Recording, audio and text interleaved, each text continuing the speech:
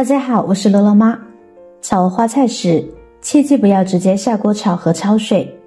教你一招，花菜鲜香入味，营养一点都不流失。准备一朵白净漂亮一点的大花菜，我们用剪子把花朵一朵朵剪下来。选择花菜的时候，尽量选择绿梗的有机花菜，这种花菜口感脆爽，这是炒出来味道好的关键第一步。虽然剪成了小朵，但还是比较大，为了方便入味，还需要再将其切成更小的小朵。我们就用剪子从根茎处剪开，这样花菜也不会碎，剪出来也比较完整。接下来我们再来清洗，先把花菜用剪刀剪成小块状，对比直接用清水对整颗进行清洗的话，这样能让花菜的每一个地方都能够被清洗掉。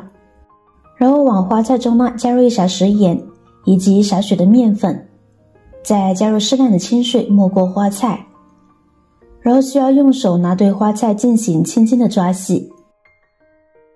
将食盐溶解后让其浸泡10分钟，加入食盐面粉进行清洗。一来食盐能够起到很好的杀菌消毒的作用，可以把花菜中的小虫子给逼出来。除此之外，面粉能够起到很好的吸附作用，能让杂质被吸附得干干净净。时间到后，我们再将它淘洗一下，把泡出来的杂质淘洗掉。现在我们再将花菜控水捞出，放在流水下面对花菜进行清洗，将花菜表面的面粉和食盐完全的冲洗干净，这样清洗出来的花菜就会变得特别的干净，完全不用担心会有任何的小虫子存在了。清洗干净后，我们将花菜放在一边控干水分备用。然后我们来准备点配菜，一个胡萝卜斜刀切成小段，然后再将其切成菱形薄片。胡萝卜搭配花菜既好看又好吃，营养也非常的丰富了。切好的胡萝卜片装入盘中备用。接下来我们准备一个红椒，把根蒂和辣椒籽去掉，对半切开，切成小块，装入盘中。再来一个青椒，搭配一下色彩，这样看起来就更丰富了。切好和红椒放在一边，跟着我们准备一块五花肉，切成薄片，加入少许的猪肉一起炒，比素炒花菜会更香更好吃一些。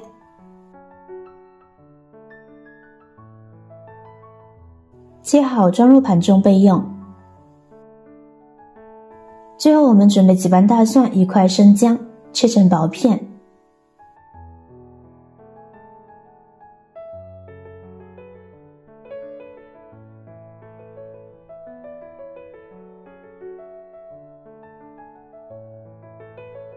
现在我们再来将花菜处理一下。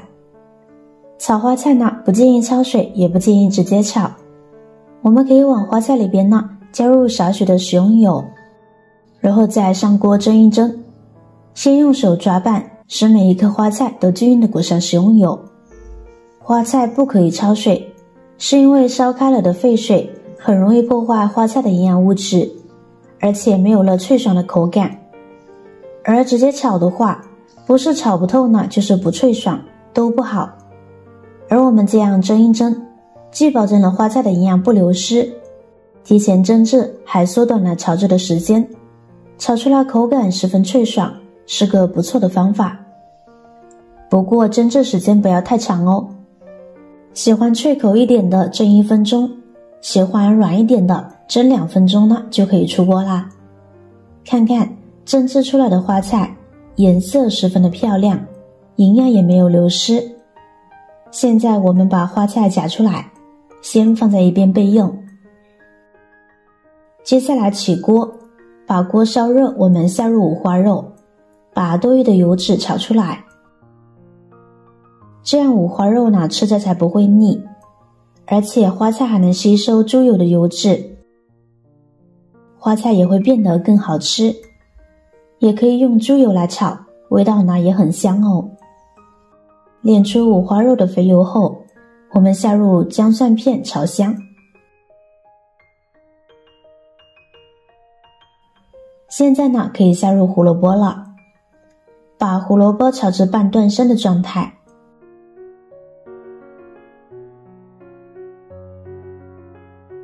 这时我们就可以下入青红椒了，花菜呢也可以放进来了，翻炒均匀。制作视频不易，你的每一个留言和每一个点赞、关注都是我前进的动力。